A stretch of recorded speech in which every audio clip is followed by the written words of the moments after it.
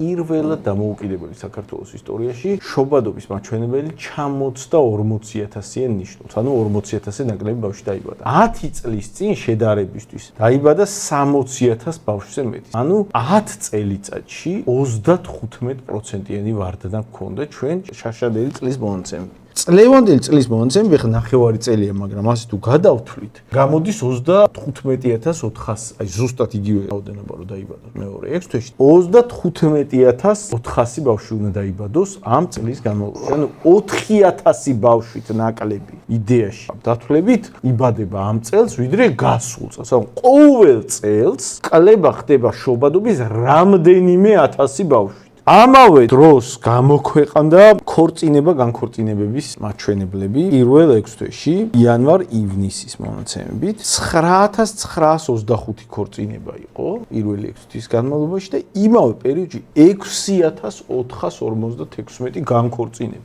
ქორწინება ხდება 9000 და 6000 განქორწინება. ანუ 70% იმოდენობის რა ქორწინებებიც ხდება, მე პარალელურად ინგრევა. ან განქორწინებების ტემპი იმდენად იზრდება, რომ უბრალოდ ფაქტიურად საქართველოში ოჯახის ინსტიტუტი როგორც ასეთი, შეიძლება ითქვას, რომ აი რაღაცა ბოლო 10 წლეულებს ითვლის. კონსერვატორების საქართველოსთვის